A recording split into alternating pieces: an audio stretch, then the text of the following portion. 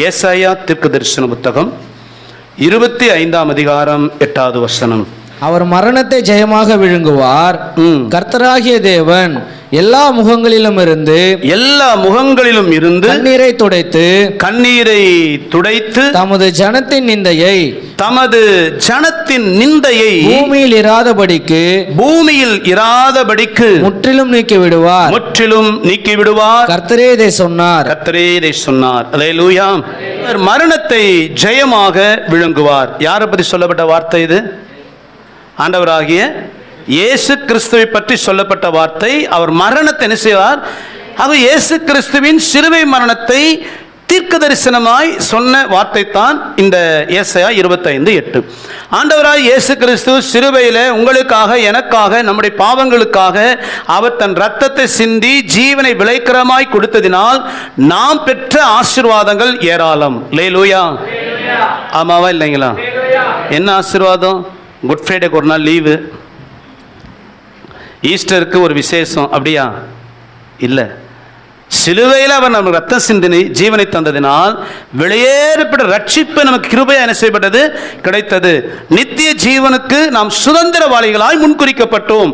பாவத்திலிருந்து விடுதலை, சாபத்திலிருந்து விடுதலை, பிசாசின் அதிகாரத்தின் மேல நமக்கு, பிசாசின் வல்லமையின் மேல் நமக்கு ஒரு அதிகாரம். ஆகவே தேவன் உங்களை என்னையும் சிலுவையின் இரத்தத்தினால் மகா பெரிய ஆசீர்வாதங்களை நமக்கு தந்தார். இம்மைக்கும் சரி, மறுமைக்குரிய ஆசீர்வாதம். ஆக அநேக ஆசீர்வாதங்களில் சொல்லப்படுகிற ஒரு ஆசீர்வாதம் தான் இந்த 25ஆம் அதிகாரம் 8வது வசனம். என்னவாம்?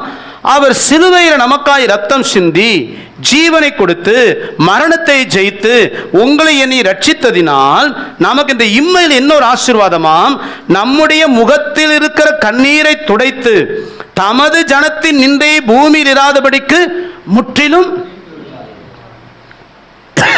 அப்ப சிலுவை மரணத்தினால் வருகிற அநேக ஆசீர்வாதங்கள்ல ஒரு ஆசீர்வாதம், இந்த பூமியில நமக்கு இருக்கிற நிந்தை அவமானங்களை நம்மை விட்டு நீக்கி போடுகிறார். அல்லேலூயா, அல்லேலூயா. இந்த நிந்த அவமானம் அப்படிங்கிறது நம்முடைய எல்லாருடைய வாழ்க்கையில அனுதினமும் நாம் கடந்து போக வேண்டிய கட்டாய பாதை. அல்லேலூயா, அல்லேலூயா. அது ஒத்தையடி பாதை, பைபாஸ் கிடையாது. அதை விட்டு ஸ்கிப் பண்ணி என்ன செய்ய முடியாது? ரோடு சரியில்லை அப்படின்னு வேற பாதை நம்ம போக முடியாது. அனுதினமும் நம்ம வாழ்க்கையில நீங்களும் நானும் இந்த நிந்தை, அவமானம், ஏளனம், பரியாசம், உதாசீனம், தூஷணம், இப்படிப்பட்ட இந்த காரியங்களை நாம் கடந்து போகும்படி தேவன் நம்முடைய வாழ்க்கையில வைத்திருக்கிறார். அல்லேலூயா. நானா இருக்கட்டும், கேட்கிற நீங்களா இருக்கட்டும், எல்லாருடைய வாழ்க்கையிலும் இந்த நிந்தை அவமானங்கிறது உண்டு. உறவுகள் மத்தியில், சொந்தங்கள் மத்தியில், நண்பர்கள் மத்தியில், தேவ ஜனங்கள் மத்தியில், நம்முடைய வாழ்க்கையில் அநேக நேரத்தில் நம்ம கனவீனப்படுத்தப்படுவோம், அவமானப்படுத்தப்படுவோம், தூக்கி எறியப்படுவோம், உதாசீனப்படுத்தப்படுவோம், இல்லாதும் பொல்லாதும் சொல்லப்பட்டு தூஷிக்கப்படுவோம், காயப்படுத்தப்படுவோம், பரியாசம் பண்ணப்படுவோம், கேவலப்படுத்தப்படுவோம். இந்த பாதைக்கு யாரும் விதிவிலக்கு இல்லை. அநேக நேரங்களில் நாங்கள் இந்த பாதை கடந்து போகிறோம். பல நேரங்களில் பல விசுவாசிகள், நான் உங்களெல்லாம் சொல்ல, நீங்களாம் சொக்கத்தங்கம், ரொம்ப கடினமான பாதையை அவர் கடந்து போகும் பொழுது ஊழியக்காரனுடைய ஜெபம் தேவைப்படும், ஊழியக்காரனுடைய உபவாசம் தேவைப்படும், ஊழியக்காரனுடைய ஆலோசனை தேவைப்படும், ஊழியக்காரனுடைய எல்லா பிரயாசம், ராத்திரி பகல் பாராமல் ஊழியக்காரன் ஓடி வரணும், எந்த இடமா இருந்தாலும் ஊழியக்காரன் எங்களுக்கு சப்போர்ட்டிவாக இருக்கணும் என்று எதிர்பார்ப்பாங்க. அதுதான் ஊழியக்காரன வேலை.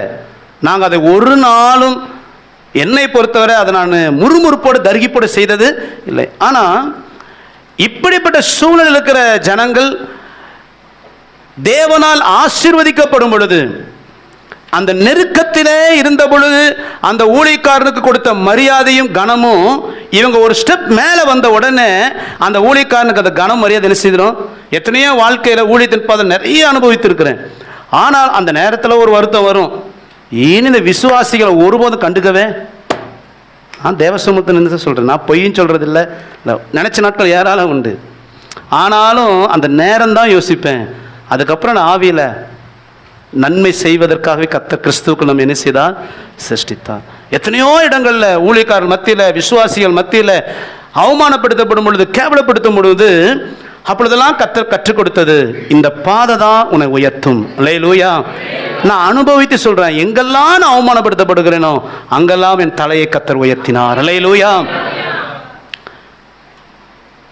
எந்த ஊழியக்காரர் என்னை கேவலமாய் அற்பமாய் பேசினாலும் அதே ஊழியக்காரர் மத்தியில் பலமுறை செய்தி கொடுக்கவும் கர்த்தனுக்கு உதவி செய்தார். அல்லேலூயா. எத்தனையோ விசுவாசிகள் என்னை கேவலப்படுத்தும் பொழுது அவர்கள் முன்பதாக கர்த்தர் மகிமையாக உயர்த்தினார். ஆகவே நான் அனுபவித்து கர்த்தர் நல்ல ருசி பார்த்து சொல்லுகிறேன், உங்கள் வாழ்க்கையில் வருகிற நிந்தை, அவமானம் உங்களை வெட்கப்படுத்த அல்ல, கர்த்தர் உங்களை உயர்த்துவதற்காக. அல்லேலூயா.